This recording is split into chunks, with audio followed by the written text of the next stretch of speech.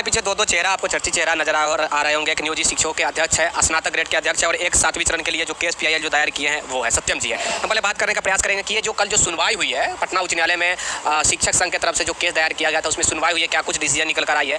बहुत लोग कह रहे थे कि सर क्या हुआ, जो केस की जो सुनवाई हुई है उसका डिसीजन क्या निकला, हम तैयारी करें या ना करें। जो 29 तारीख का अगला जो डेट दिया गया है, क्या 29 तारीख को क्या होने वाला है। जब एग्जाम हो ही जाएगा तो भाई बाद में सुनवाई करके क्या होगा, ऐसा तमाम प्रकार के प्रश्न है। सही बात है सर कि बाद में सुनवाई होकर ही क्या करेगा, जब केस की सुनवाई हो ही जाएगी तो एग्जाम के बाद। आपका कहना पूर्णतः सत्य है। 29 तारीख को अब पछतात होत क्या जब चिड़िया चुग गई खेत। 19 तारीख को एग्जाम है। तो सबसे बड़ा प्रश्न तो यह है कि जिस माध्यमिक शिक्षक संघ के मामले पर कल सुनवाई हुई है, माध्यमिक शिक्षक संघ चलाता कौन है? सेवानिवृत्त शत्रुघ्न बाबू, जो भूतपूर्व सांसद भी रह चुके हैं। उनके आंदोलन के शिक्षक आंदोलन के इतिहास को देखेंगे तो पाएंगे बहुत बड़ी खामियां। प्रत्येक आंदोलन में पीछे से आएंगे और पहले चले जाएंगे, यही उनका आंदोलन का इतिहास रहा है। कल भी जब बहस चल रही थी, मैं एक चीज़ पर जरूर सवालिया निशान उठाऊंगा कि जब पता था आप बिहार में माध्यमिक शिक्षक संघ के सबसे पुराने संगठन और मजबूत संगठन अपने आप को कहते हैं और चंदा कलेक्शन भी आप खूब करते हैं, भी हमको पता है, तो सामने जब PK शाही जैसा व्यक्ति खड़ा है सरकार के पक्ष लेकर के, तो उनके जोड़ का अधिवक्ता आपको भी रखना चाहिए था, जो कि आपने नहीं रखा। ये बहुत बड़ी गलती थी। YB गिरी को रख सकते थे, विनोद कंठ को रख सकते थे, ऐसे बहुत सारे हैं हमारे पटना उच्च न्यायालय में वरीय अधिवक्ता जो सर्विस मामले के जानकार हैं। उनसे आपको इस केस को दिखवाना चाहिए था, जो कि नहीं किया गया। खैर, अभी भी घबराने की आवश्यकता नहीं है। उस केस से हम बिहार के तमाम शिक्षकों पर कोई प्रभाव नहीं पड़ने वाला है, क्योंकि अभी अलग अलग 3 संगठन का अभी भी याचिका दायर लंबित है, जिसकी सुनवाई बहुत जल्द होने वाली है। और मुझे पूरा विश्वास है न्यायालय के फैसले पर कि यह मामला जो है वह हर हाल में यह नियमावली निरस्त होगी, क्योंकि उसमें इतनी खामियां हैं। आप खुद देखिए ना, अभी तक सर आप लोग के टीम की तरफ से, आप लोग के संगठनों की तरफ से कितना PIL दायर किया जाए? अभी 3 संगठन का अभी, और ये माध्यमिक शिक्षक को छोड़ करके 3 संगठन की याचिका दायर। क्या एग्जाम से पहले कुछ हो सकता है? बिल्कुल होगा, बिल्कुल होगा। कारण है कि देखिए, उसने जो शर्तें लगाई थी उनका अपना अलग था, और अन्य संगठन का जो शर्त दिया गया है, जो न्यायालय में पक्ष रखा गया, वो अलग है। और केस जो है वो शर्तों पर ही जीता जाता है। तो उन्होंने क्या शर्त दिया वो तो वही समझेंगे। लेकिन अन्य जो संगठन का है, बहुत सारे लोगों का आज, जिसमें टेट संगठन का ही है ले लीजिए, तो उसमें NCERT के नॉर्म्स का उसने हवाला दिया है। इसमें सर्वोच्च न्यायालय में जब हलफनामा दायर किया गया था वहाँ भी। अच्छा सर, आप लोग की प्राथमिकता वहाँ पे क्या है? जो आप लोग PIL जो दायर किया उसमें मुख्य मांगे क्या है, क्या चाहते हैं? हम चाहते हैं कि सारे जो शिक्षक पूर्व से कार्यरत हैं, बिना शर्त राज्यकर्मी का दर्जा उन्हें सरकार दे दे। अगर राज्यकर्मी का दर्जा दे देती है तो फिर नियमावली रद्द को लेकर तो आपकी तरफ से कोई बिल्कुल, इस नियमावली से ही हमारी परेशानी बढ़ गई, क्योंकि इस नियमावली में एक शब्द जोड़ दिए हैं कि आप इसमें आकर परीक्षा पास करके ही आप राज्यकर्मी बनेंगे। अब यहाँ सवालिया निशान ये लगता है कि 6 to 8 में आप तो रिक्ति ही नहीं सो किया है, और यह रिक्ति सो भी किए हैं सभी का, तो 1,78,000 4 लाख तो ऑलरेडी आपके पहले से नियोजित हैं। तो 4 लाख को जब राज्यकर्मी का दर्जा, तो 4 लाख आपको रिक्ति देना पड़ेगा। या 1,78,000 में 4 लाख का समायोजन कैसे हो पाएगा? तो यह तो सबसे बड़ी बिंदु तो यही है निरस्त करने का। और 6 to 8 में तो सीटें नहीं शो कर रहा है। तीसरी बात है ना सर, आप लोग के लिए स्पेशल है, कहा गया कि केवल प्रमोशन से भरा जाएगा, जो नियोजित वाले हैं केवल वही, नए वाले तो क्या है? प्रमोशन की कहाँ बात हो रही है? प्रमोशन का तो मैं बता रहा हूँ, प्रधानाध्यापक ग्रेड में 5 साल की सेवा के बाद स्नातक ग्रेड शिक्षकों को प्रधानाध्यापक ग्रेड में प्रोन्नति की बात कही गई है।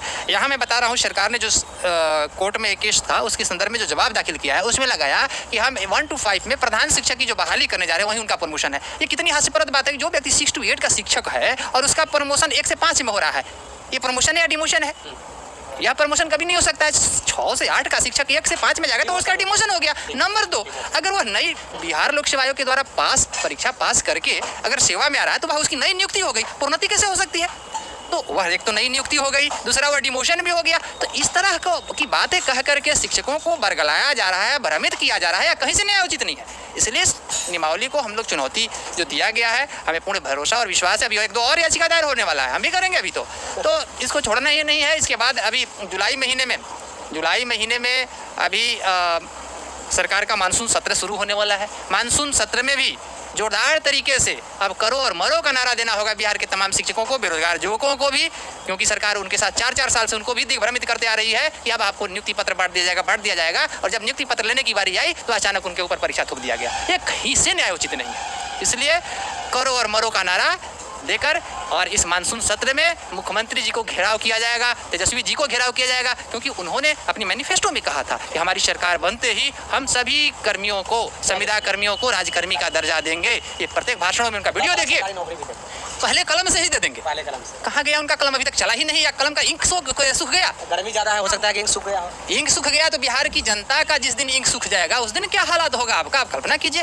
ये लोकतंत्र है, किसी का तानाशाही नहीं चल सकता है। 5 साल पर हमेशा सरकार आती है और जाती रहती है, और अगर जनता से किए हुए वादे से आप मुकरेंगे तो परिणाम बहुत गंभीर होगा। भुगतने के लिए माननीय उप मुख्यमंत्री तेजस्वी यादव जी आप भी तैयार रहिए। नीतीश जी का क्या हर्ष होगा तो वो भी समझेंगे। इसलिए अभी समय है, समय रहते बिहार के तमाम शिक्षकों की जो राज्यकर्मी का प्रमुख मांग है, बिना शर्त इन्हें राज्यकर्मी आपका दर्जा दे दीजिए, और जो युवक नौकरी के लिए लंबे समय से इंतजार कर रहे हैं उनको बिना परीक्षा आप उन्हें नियुक्ति कीजिए।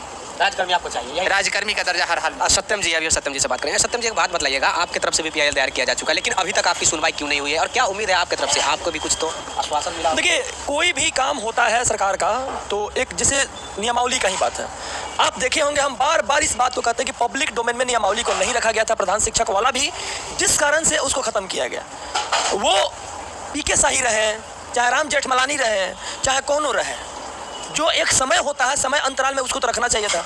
दूसरी चीज़, अगर आप संगठन से राय लेते हैं तो फिर वो लेटर क्यों निकालते हैं जो लेटर में था कि अगर कोई आंदोलन करते हुए पकड़ा जाएगा तो उसके ऊपर सख्त से सख्त कार्रवाई कीजिए। और एक बात और कहेंगे, तीसरा बात, कि जो हाईकोर्ट का जजमेंट आया है वो पहले से माध्यमिक शिक्षक वाले वो सरकार का सांसद रह चुके हैं, सरकार के अंदर में वो सांसद रह चुके हैं। क्या पता शायद उनसे ही केस करवा के इस प्रकार की बरगलाया गया होगा इस बात सरकार को, शायद कोई प्री प्लान होगा पहले से। तो यह राजनीति जो है, एक होती है सदृश राजनीति, जो सारे विषय वस्तु को, सारे गतिविधि को लोग देख पाते हैं कि हाँ ये चीज़ हो रही है, और एक होती है अदृश्य राजनीति जो हमको हाई कोर्ट में कल नजर आई। हम बता देते हैं पूरे बिहार वासी को कि आप लोग जितना अभी टेंशन में हैं, जितना अभी परेशान हैं, तो इस सरकार की गंदी राजनीति के चलते 29 अगस्त को डेट मिला है। क्या लगता है कि लोग छोड़ देगा? 3 केस तो इनका है, बंटी भाई के केस है, रुपेश भाई के केस है, मेरा केस है, अभी तुरंत EWS मेल वाला केस लदवा रहे हैं। सुदामा कोटा जिसको बोलते हैं दूसरा भाषा में, गरीब ब्राह्मण, गरीब लाला जी, गरीब भूमिहार जी, गरीब राजपूत जी, तो उस सुदामा कोटा जो है उसके लिए तड़ाक से केस लदवा रहे हैं। अभी ढिंढोरा हम नहीं पीटेंगे, क्योंकि ढिंढोरा पीटने से कुछ होगा नहीं। जब पूरे तालाब में मछली है, जब 20 को जाल फेंकेंगे, क्या एक मछली नहीं फंसेगी? चलिए ठीक है, ये सत्यम जी का भी अब सुनवाई होने वाला। अच्छा सर, एक लास्ट प्रश्न है, आप लोग का संगठनों की संख्या सर कितनी है?